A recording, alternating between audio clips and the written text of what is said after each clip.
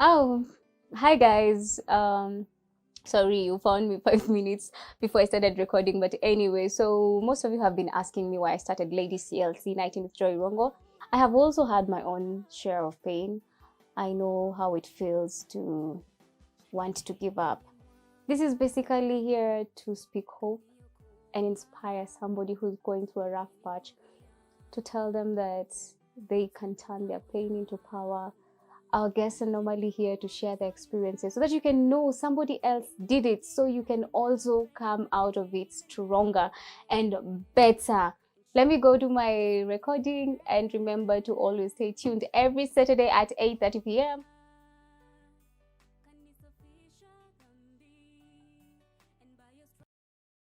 Undertaking husband duties on a boyfriend tender. Guys, with bromance, do you share your woman with the bro? Have a sister? Give me your sister. I show you how these things are done. So you go release and be like, Men supporting each other, not only financially, but also socially. Don't mingle with women you can't deal with. Is there really a formula for dating and marriage? Some men are procreational, some men are recreational. Every Wednesday on TV47, the Men's Conference brings you a cocktail of top-notch advice to breed alpha males for alpha females in the society.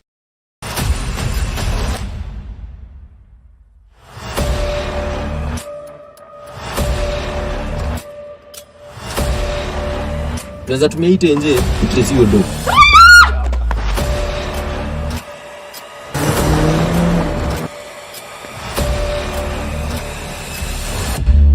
Mimi naitwa Ben. Mimi ndo rafiki ya babako. Tumeleta doza zako usimize mtoto. And now we have to deal with a drug addict. Yaani ulio mzai wako. I had to. Sema! Doza zangu ziko wapi? Ben! Tuisheni Uganda. The road to 2022 is becoming tougher and trickier with each passing day. Na wawache kuja kutuletea makasiriko. Political aspirants in a dilemma whether to change allegiance or not. Nonetheless, you have justified your change of stance. It's my bloody personal politics. Tell them this. They could have gone to do law so that they become judges. They do not have the capacity, training, or skill to interpret a court order. As a journalist, you have also had occasion to actually do some research. Read the judgment of the nature of our job to have. The question is very specific. Listen to me, my question is very specific.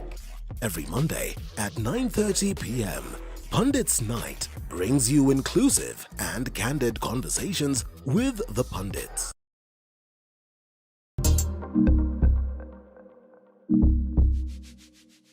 It just doesn't land on your plate. It takes hard work. They require highly skilled labor. Time. 8 months, and that means you have given it a lot of care, a lot of time. And resources.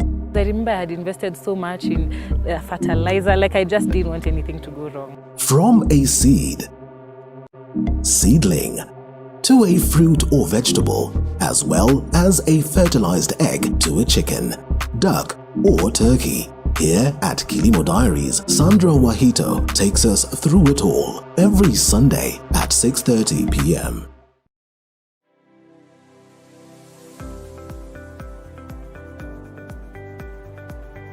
Every successful business offers a solution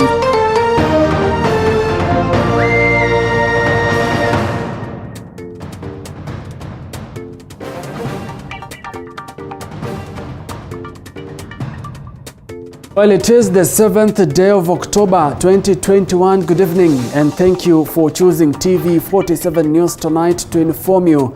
My name is Musa Salah, and we have a lot lined up for you, but first, the top stories making headlines tonight.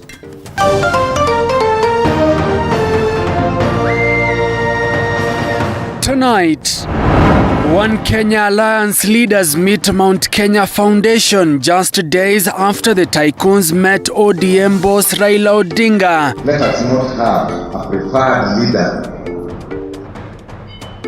All these people are capable. As DP Ruto comes in Narok to popularize his 2022 bid.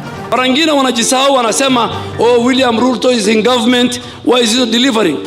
William Ruto delivered when he was in charge in the first term of the Jubilee government. Also tonight, the World Health Organization recommends groundbreaking malaria vaccine for children in Africa after a pilot program in 3 African countries, Kenya among them. We welcome the guidance by WHO of wider use of this not only in the 3 countries where it was piloted. Plus, Kenya Power ordered to suspend ongoing and pending negotiations with independent power producers as government promises a reduction in fuel prices in a few weeks. The focus, which we should not lose at all in this case, is to bring down our electricity bills.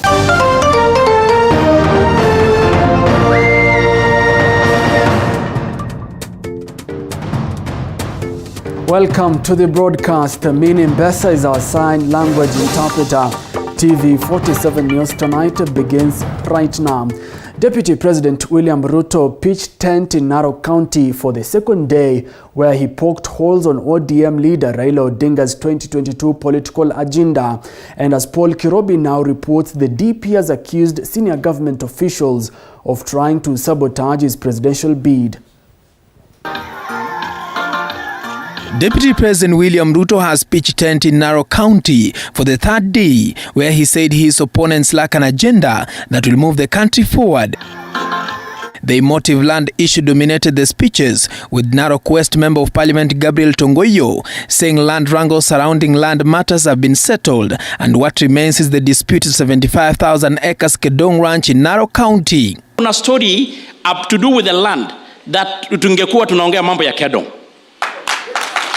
It is a issue ambayo wamaase wetu wamefurushwa. It is their land, lakini wamefurushwa mchana. While popularizing his candidature in Narok County, Deputy President William Ruto remained mum over the disputed land and instead continued to sell his agenda to residents, saying that he has delivered as the country's deputy president. Sisi tumejenga reli, tumejenga barabara, tumeunganisha stima, tumejenga TTI. Tafuteni track record ndio tushindane na kwa wananchi wa Kenya waamue. Hawa wadosi hawana political formation. Sisi tuko na hustler movement. MPs allied to the DP defended his track records, shifting the blame to ODM boss Raila Odinga for derailing the ruling Jubilee government. According to Ruto, Raila has made President Uhuru Kenyatta's second-term tenure dysfunctional. Wengine wanajisahau wanasema, oh, William Ruto is in government, why is he not delivering? William Ruto delivered when he was in charge in the first term of the Jubilee government. His place has been taken by the handshake. Ruto at the same time criticized the One Kenya Alliance agenda, saying it lacks merit.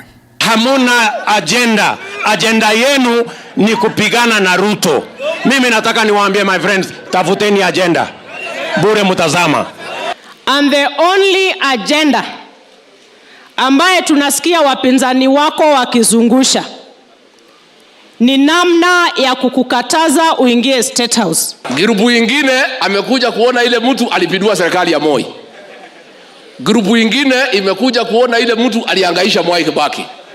Grupu ingine imekuja kuona ile mtu ameharibu Jubilee. Watu wamejaa pale. Anafikiria ni wafuasi wa? Kumbe wamekuja kuona ile mtu ameharibu Kenya. Wako mbele yetu na mbele yenu kidogo, wamefanya kazi yao. Wenye wamehitimu, wenye wamepotelea kwa uganga, si wamepotelea huko.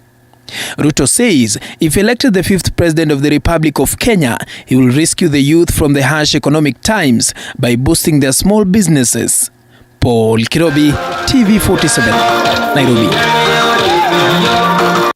All right, still in politics, Mount Kenya Foundation leaders say they are yet to settle on any presidential candidate in the run-up to the 2022 polls. The tycoons and leaders from the larger Mount Kenya region met One Kenya Alliance leaders just days after holding talks with ODM boss Raila Odinga. Elizabeth Mutukum has the details.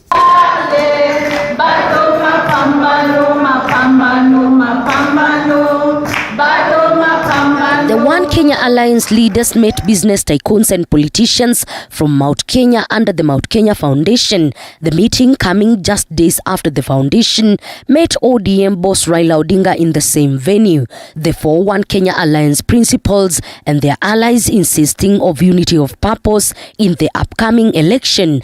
And as we speak to the mountain, we are speaking to the nation. And I declare myself a Kenyan. I'm Kamba by birth, but a Kenyan, a real Kenyan at heart. And I'm talking to my friends. If I go out, I went to Somalia, and I think if Ambassador Faye will be here, he will confirm to you, when we are trying to put the Somali nation together in Gotv, the main,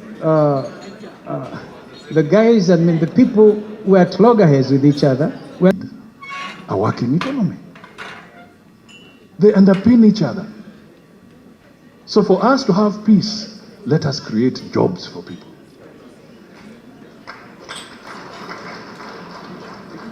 For us to have peace, let the border get the right return from his work. This is what we are going to do. Let everybody get what is rightfully theirs. The politics of hustlers took the center stage in the meeting, which brought together hundreds of businessmen and leaders. The leaders further calling upon the Mount Kenya Foundation to accommodate all without having a preferred candidate. And you Mount Kenya brothers and sisters are very lucky. You have produced 3 presidents for our great republic. And I'm very happy, Bwana Munga and your team, that this time round you've come to a very positive realization that this country has many communities, many regions, and is desirable to rotate and share opportunities of leadership. What you are telling us, and we agree with you, is if it comes your way, what do you do with it? What do you do for us? Kwa hawa watano mimi ni kitinda mimba.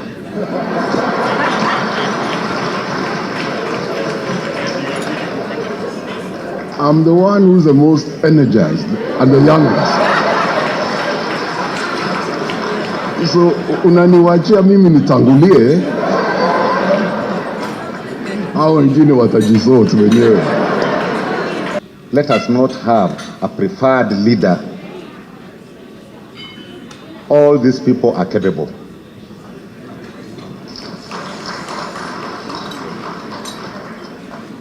When the Mount Kenya look like they are our preferred leader, you create a lot of dissent in the hearts of my brothers here. Because Kalonzo has spoken, he has been key when you needed him. I have told you as a community, sometimes we think we are a voting machine. We voted for everybody.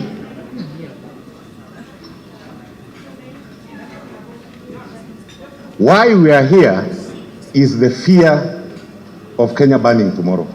However, the businessmen from the larger Mount Kenya region made it clear that they are yet to settle on any presidential candidate, but are open to talks with all those seeking the top job. They say the door is now open for the Oka team to sell their agenda to the Mount Kenya people. All that he aspires to. So encourage them. The moment you inspire them, they will see very many following you, even without facilitation. But if you believe so much in facilitation as a substitute to inspiration, it's upon you. Mount Kenya Foundation is seemingly shaping the politics of Mount Kenya, with each and every political divide selling its agenda as the best. With who will have the last laugh is a matter of wait and see. Elizabeth Mutuko, TV 47 Nairobi. Well, interesting times in the political scene in the country. Away from politics, Kenya has joined other African nations in celebrating the move by the World Health Organization to recommend an African-tested malaria vaccine for children for a wider use outside the pilot countries. Now, speaking to journalists earlier today, National Vaccine Task Force Chairman Dr. Willis Ahwale, however, says the high cost of the 4-dose vaccine might pose an even bigger challenge for many African countries at the deployment level. Zainab Mohammed has the details. I thank the children, families and communities who have participated in this historic pilot program. In a historic move, the World Health Organization recommended an African-tested malaria vaccine for children for a wider use outside the piloted countries, a matter that has been welcomed by key players, including the Kenyan government. Getting vaccines for parasites, and especially a parasite like malaria that also has a cycle. It is both in the humans, it is in the vector, and the parasite itself. It proved very, very difficult. So first, we want to say this is a great milestone of our lifetime to have got this vaccine. However, the National Vaccine Task Force Chairperson Dr. Willis Ahwale says the high cost of the 4-dose vaccine might pose an even bigger challenge for many African countries at a deployment level. This is a 4-dose vaccination that starts at 6 months of age, 7 months, a 3rd dose at 9 months, and the 4th dose at 2 years. Each of these doses is costing $7. So the four of them will be like $28 before you add the cost of transportation and other logistics. So $30 is which is like slightly over 3,000 shillings just for the cost before other logistics is not going to be easy for many countries in Africa to access. So I think the very first consideration is how we fund and ensure that there is access to this good vaccine. The malaria vaccine that was tested in 3 countries in Africa, including Kenya, will aid in the prevention of severe malarial disease among children. This vaccine is going to save lives of the young people in this country because that is where it has been shown. It prevents severe disease.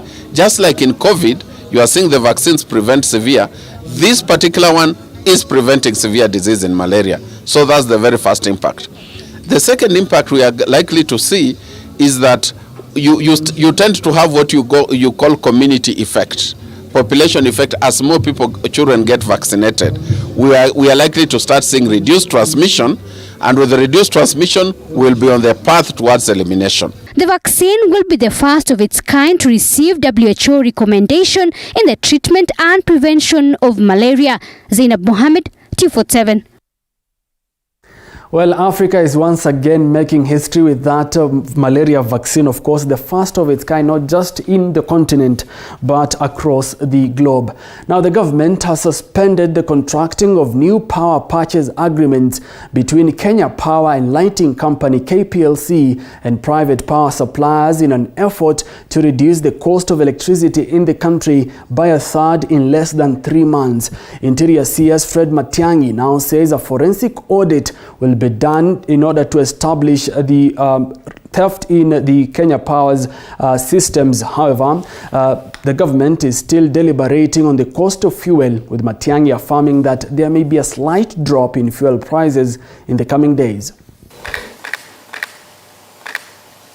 2 weeks after President Uhuru Kenyatta formed the Presidential Task Force on Review of Power Purchase Agreement, the government has suspended the contracting of new power purchase agreements from private power producers, with the task force expected to cut the cost of power by a third in the next 90 days.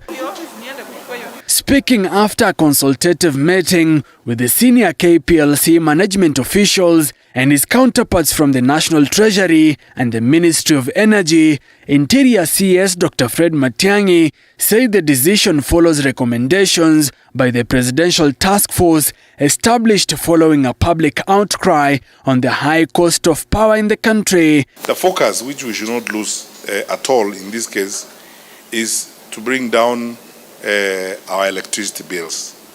And work has started now to deal with the challenges in this sector with the aim of ensuring that we reduce the cost of power. In March this year, President Kenyatta appointed the task force after it emerged that KPLC had signed contracts committing it to take more electricity than it could sell, with the flaws in the contracts exposing exponential charges paid to private energy producers above the market price. Effective now, we have suspended any negotiation on any new PPAs. We are going to deal with the PPAs that we have in place because clearly our bills are unsustainable as they are today. We cannot continue this way. For example, KPLC paid Triumph Power Generating Limited 173 shillings for every unit of power. Gulf Power Limited charged KPLC 121 shillings per unit, while KPLC paid Thika Power Limited and Iba Africa Power 54 and 47 shillings respectively per unit. We are going to do a forensic audit of some of our systems and procedures at KPLC. We are working jointly together on an interministerial level to reduce the system losses that we have suffered, the theft of power and so on. Even as the forensic and systems audits are expected to close the loopholes in KPLC's power systems and even expose embezzlement of funds in the government-owned power company, Matiang'i has hinted at reduced fuel prices in the country in the next few days. You will see some reductions in the cost of fuel as we go forward. I mean, government never makes promises in vain. We've been working on this. KPLC has recorded losses for 4 consecutive years, with the power provider posting a loss of 7 billion shillings before tax in the financial year 2019-2020, with pending bills to suppliers amounting to over 1.3 billion shillings. The utility company's system losses stood at 23.47% in 2020, exceeding the energy regulator's 20% ceiling. Well, 17 minutes past the hour, and it is time to take our first commercial break, but we'll be back with more. Do stay with us.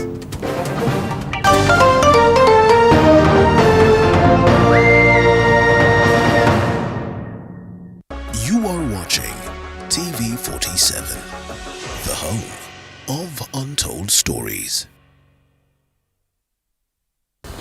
Doc, suchapia story.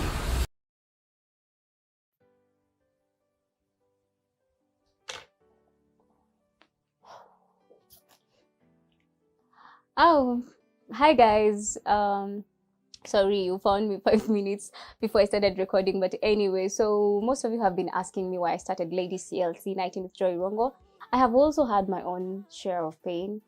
I know how it feels to want to give up.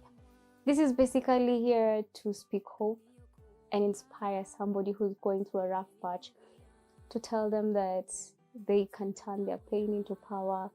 Our guests are normally here to share their experiences so that you can know somebody else did it, so you can also come out of it stronger and better.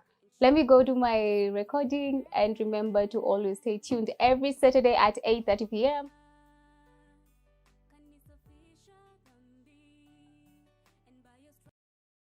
Undertaking husband duties on a boyfriend tender. Guys, with bromance, do you share your woman with the bro? Have a sister? Give me your sister. I show you how these things are done. So you go release and be like, Men supporting each other, not only financially, but also socially. Don't mingle with women you can't deal with. Is there really a formula for dating and marriage? Some men are procreational, some men are recreational. Every Wednesday on TV47, the Men's Conference brings you a cocktail of top-notch advice to breed alpha males or alpha females in the society.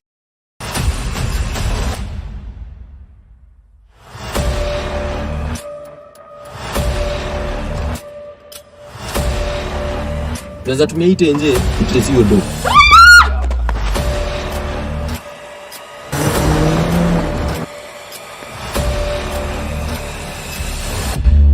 Mimi naitwa Ben. Mimi ndo rafiki ya babako. Tumeleta dozi zako usimize mtoto. And now we have to deal with a drug addict. Yaani uliwa mzai wako. I had to. Sema!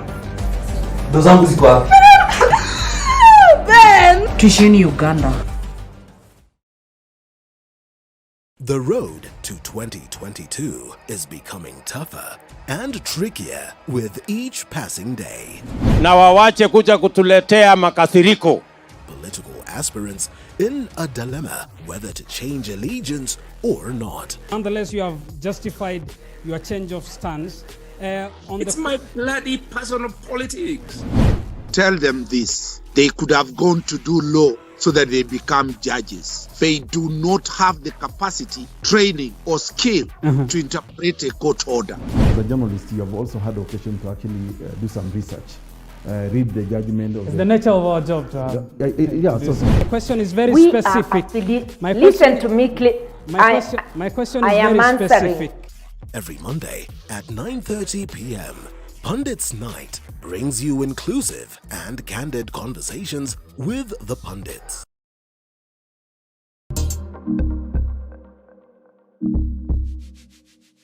It just doesn't land on your plate. It takes hard work. They require highly skilled labor. Time. 8 months, and that means you have given it a lot of care, a lot of time. And resources. I remember I had invested so much in fertilizer, like I just didn't want anything to go wrong. From a seed, seedling, to a fruit or vegetable, as well as a fertilized egg to a chicken, duck, or turkey. Here at Kilimo Diaries, Sandra Wahito takes us through it all every Sunday at 6:30 p.m.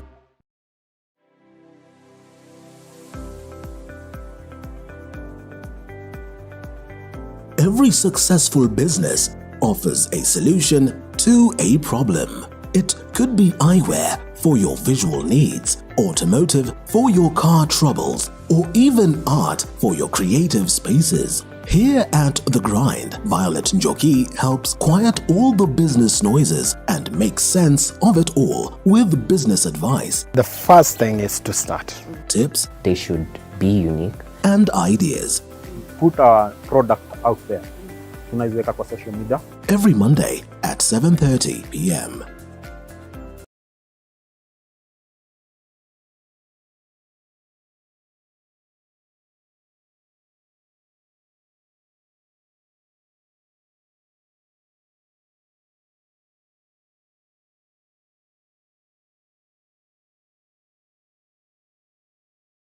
Maisha Magic East.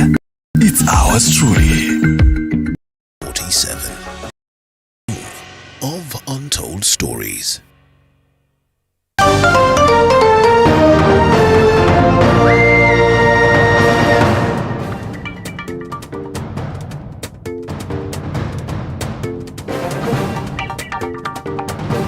Welcome back. You're watching TV47 News Tonight. Keep talking to us.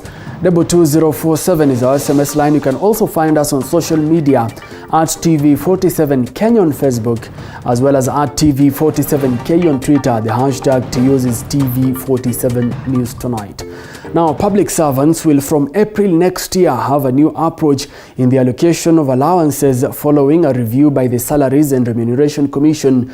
According to SRC, some allowances may be removed or restructured altogether in a move aimed at streamlining the government and administration of allowances, rather the management and administration of allowances, to improve fairness and equity among civil servants, as Faith Weru now reports. The Salaries and Remuneration Commission has directed all public institutions to submit a list of all allowances payable to government workers to the Commission for review and advisory by November 30th this year.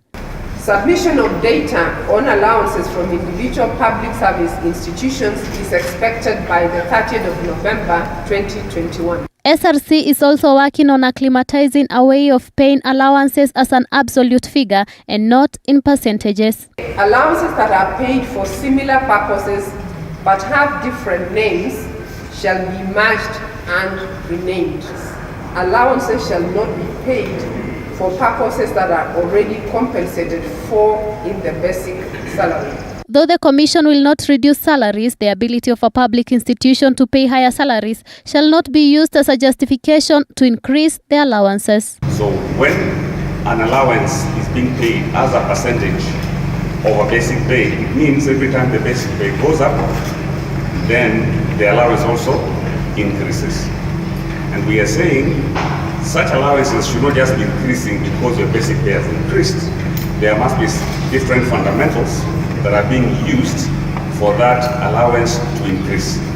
The ability to pay higher allowances by any public service institution shall not be sufficient justification for the increase in allowances. The Commission has also restructured the allowances from 247 to 5 broad categories that include house allowance, commuter allowance, job-related allowance, facilitative allowance, and task-related allowances which are given to employees who perform duties outside their scope. Next category is task-related allowances.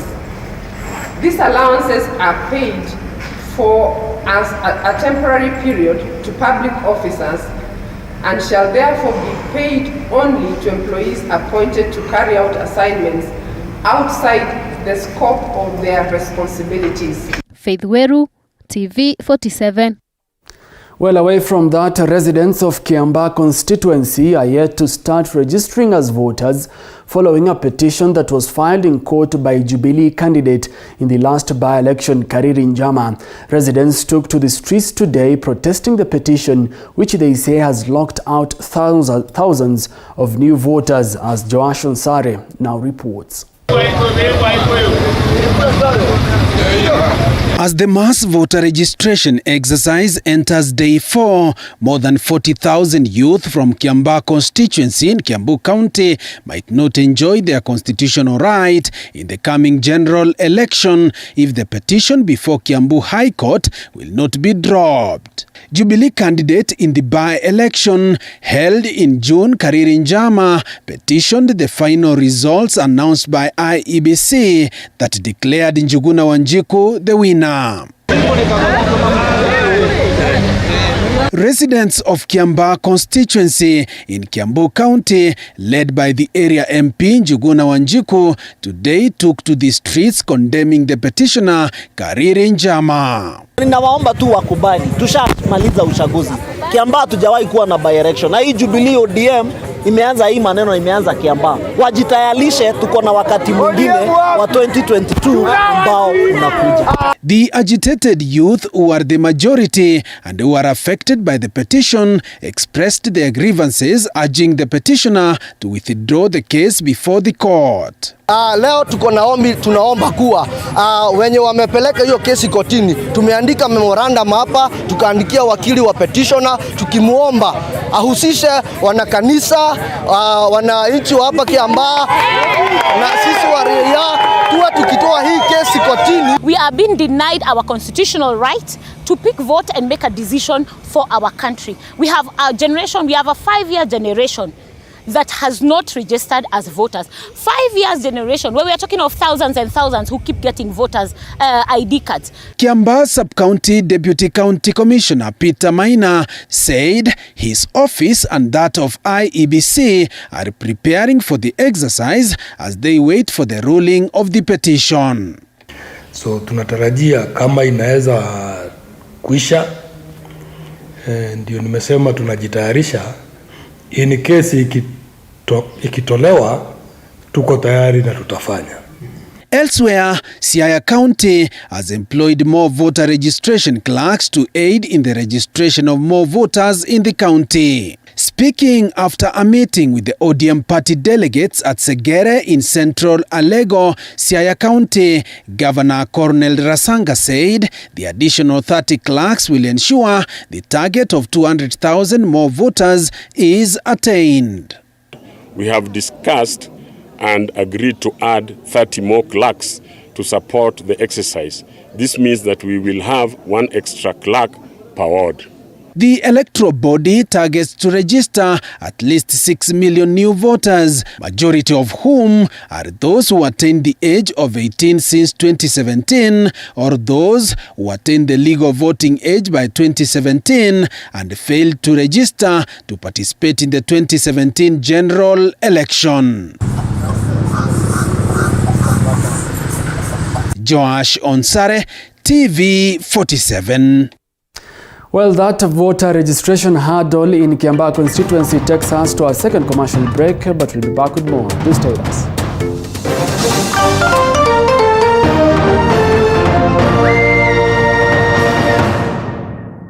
You are watching TV 47, the home.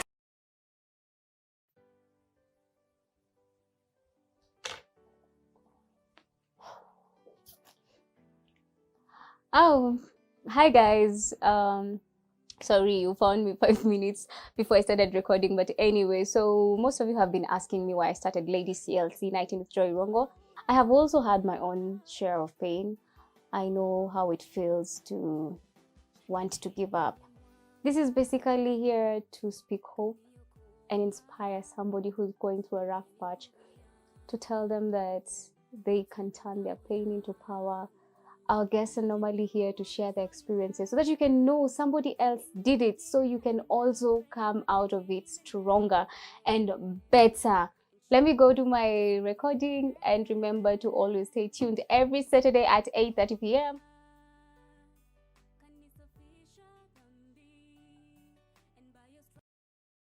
Undertaking husband duties on a boyfriend tender.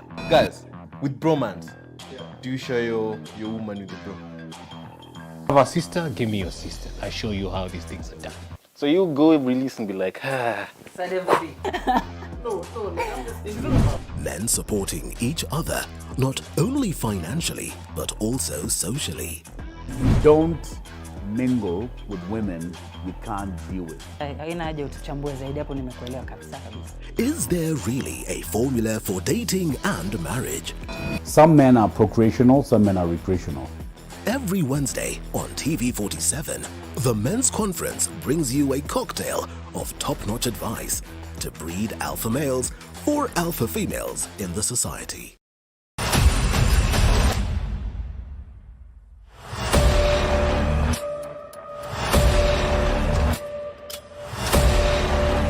Tunaweza tumia hii tenje tutesiwe do.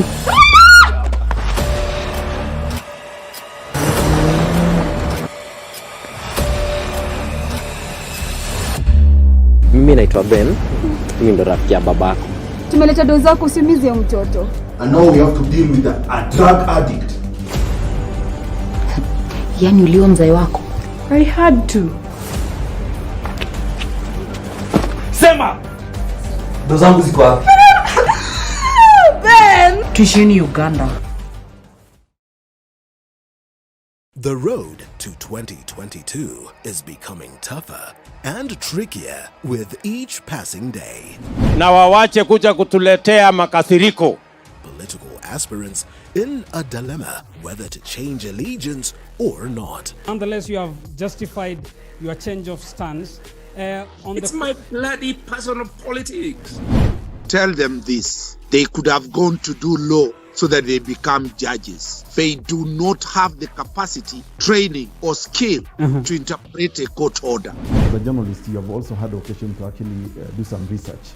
Read the judgment of the nature of our job to have. The question is very specific. Listen to me, my question is very specific. Every Monday at 9:30 p.m., Pundits Night brings you inclusive and candid conversations with the pundits.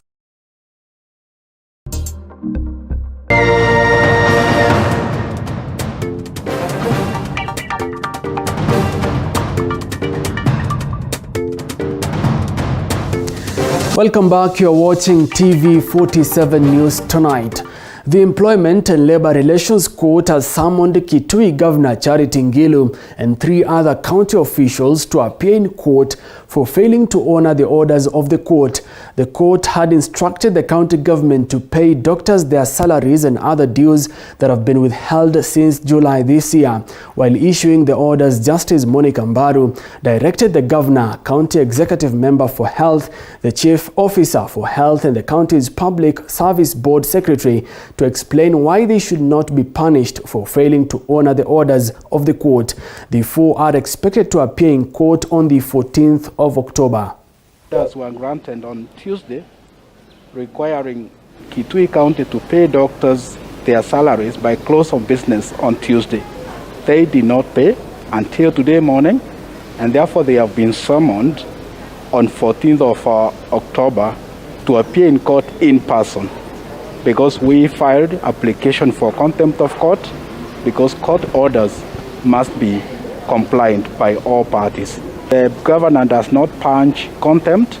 We shall be persuading the Honorable Court to commit them to jail for disobeying court orders. You have sued Ngilu alongside? Yes, we have sued county government of Kitui, the governor, county service board secretary, CEC health, CEO health, and those are the parties who are supposed to comply with the court orders and to pay doctors.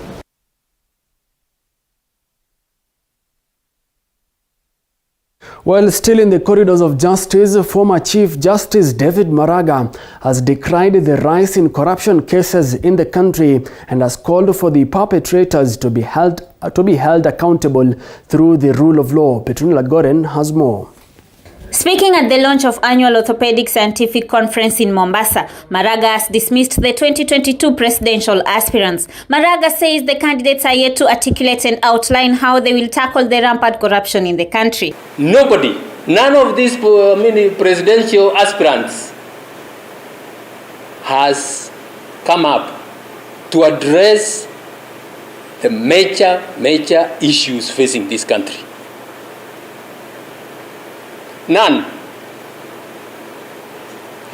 In my view, I stand to be corrected and you have your own views. We have 2 major problems in this country. And if we resolve them, we will solve the problems we have in this country. Quite a number of them. Disregard for the law and curbing corruption. He further states that corruption in the healthcare sector is worrying, especially with the recent KEMSA scandal, claiming that the nation loses about 608 billion shillings every year to corruption. The Ministry of Health has for many years been the conduit for looting of public covers. Besides the theft by the so-called COVID billionaires, I believe since I was a young man in secondary school, read and heard about theft of medical stores. If corruption is stopped, we will have money to provide for medical care, education, and do a lot of infrastructure work. According to Maraga, if better strategies are put in place to tackle corruption, then it will be possible for Kenya to become self-sufficient. If we hold everybody accountable, it means we will reduce drastically the amount of money being stolen. The country is currently witnessing some of the perpetrators of corruption being brought to book, with the most recent being former Kenya Sports Cabinet Secretary Hassan Wario, who was found guilty for misusing public funds allocated to the National Olympic Committee of Kenya for the Games in Rio in 2016. Petronila Goren for TV47 in Mombasa. Well, away from that, the Ministry of Health, in conjunction with the Ministry of Transport, has launched a COVID-19 vaccination awareness campaign dubbed Pata Chanjo tuimarishe usafiri to sensitize matatu operators on the need to get COVID-19 jab, with the PSV operators calling on the government to allow them ferry passengers at night. Speaking during the launch of the campaign, Health Cabinet Secretary Mutahi Kagwe urged matatu operators to comply with the various government guidelines, as the success of the exercise will largely depend on the involvement of the management of the various PSV circles and companies, and to ensure that the economy will not be affected any further with the impacts of COVID-19. May they be in the matatos, may they be in the borders. We want to see everybody participating in this mass vaccination. Tuko hapa kwa sababu ya wewe. Hatuko hapa kwa sababu ya mimi ama Macharia ama chairman. Tuko hapa kwa sababu ya wale ambao watadungwa. Matatu sector has suffered. The bus sector, the whole transport sector has suffered. But this is the time for us to come together so that we can be able to ensure that we open the economy completely. Katika sekta ya uchukuzi, hiyo ndio ina highest risk, madhara makubwa sana ukileta mambo ya COVID.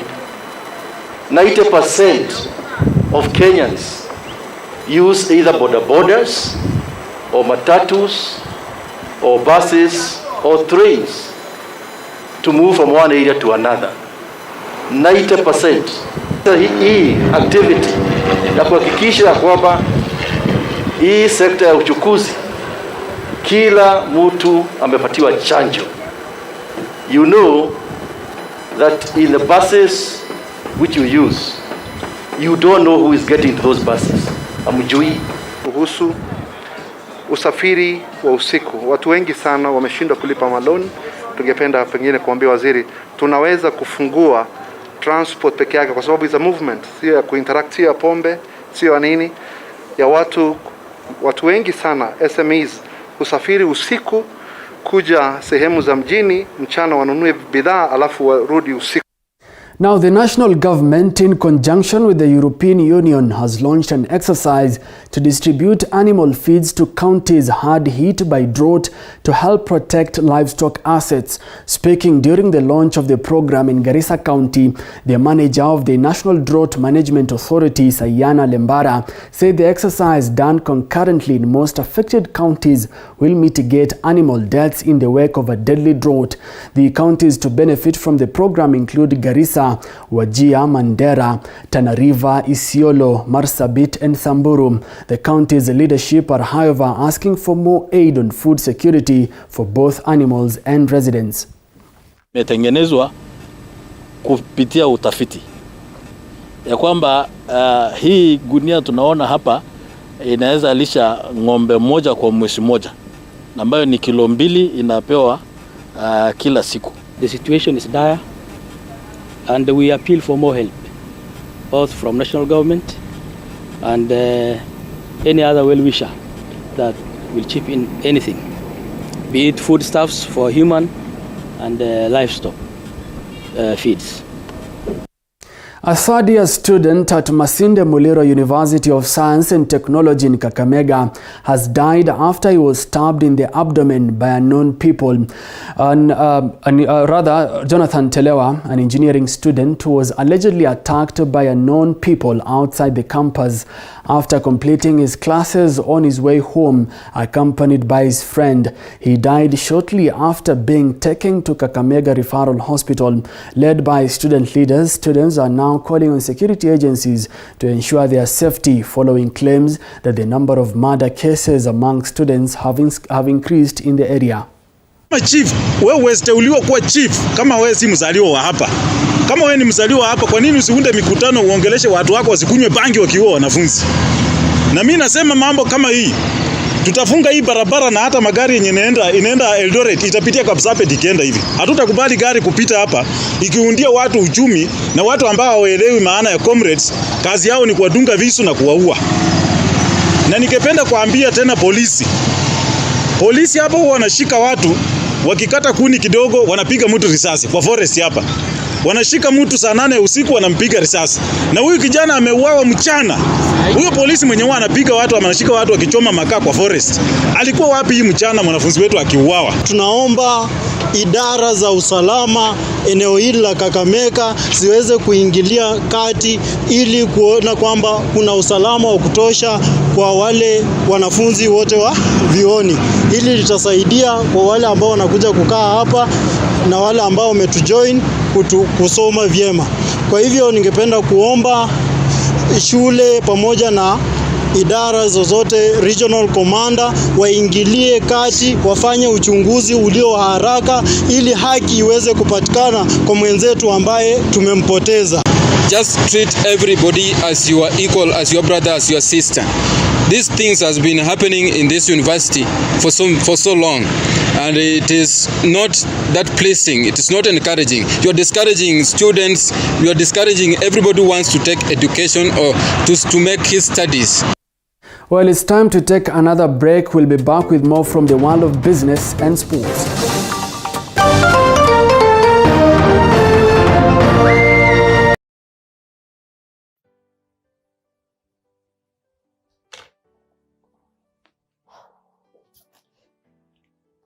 Oh, hi guys. Sorry, you found me 5 minutes before I started recording, but anyway, so most of you have been asking me why I started Ladies CLC Nighting with Joy Rongo. I have also had my own share of pain. I know how it feels to want to give up. This is basically here to speak hope and inspire somebody who's going through a rough patch, to tell them that they can turn their pain into power. Our guests are normally here to share their experiences so that you can know somebody else did it, so you can also come out of it stronger and better. Let me go to my recording, and remember to always stay tuned every Saturday at 8:30 p.m.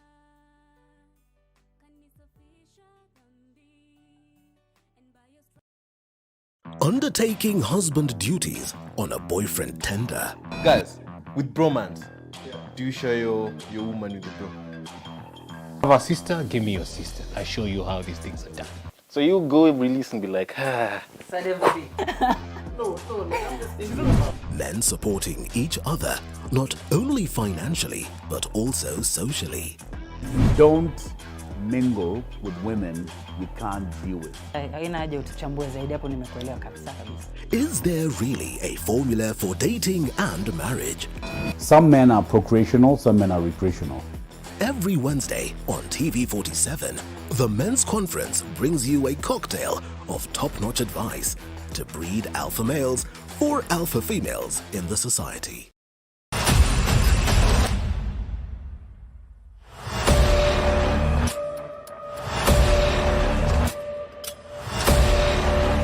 Tunaweza tumia hii nje tutrace hiyo dope.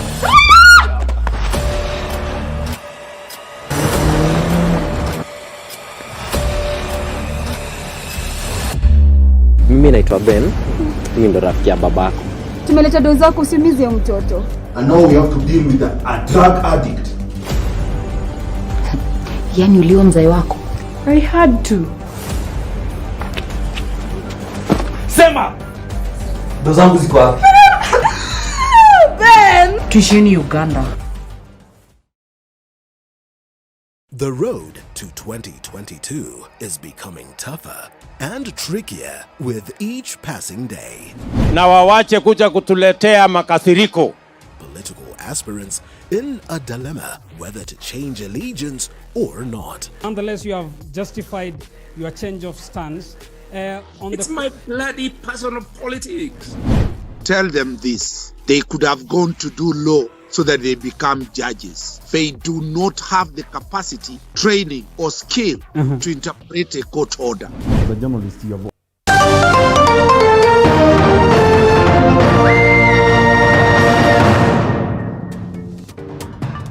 Watching TV47 News tonight, and this is TV47 Business News. Kenya Airways will now resume operations on the Nairobi-London route as from the 11th of October this year, following the removal of Kenya from the red list to amber by the UK government. The national carrier is deploying 4 weekly flights up from the current 2, following the ease of travel ban in the UK route, which is one of the most profitable routes for the airline. Fully vaccinated passengers are now allowed into the UK without taking COVID-19 tests, and those travelers who had made prior booking have until 31st March 2022 for their valid tickets to lapse.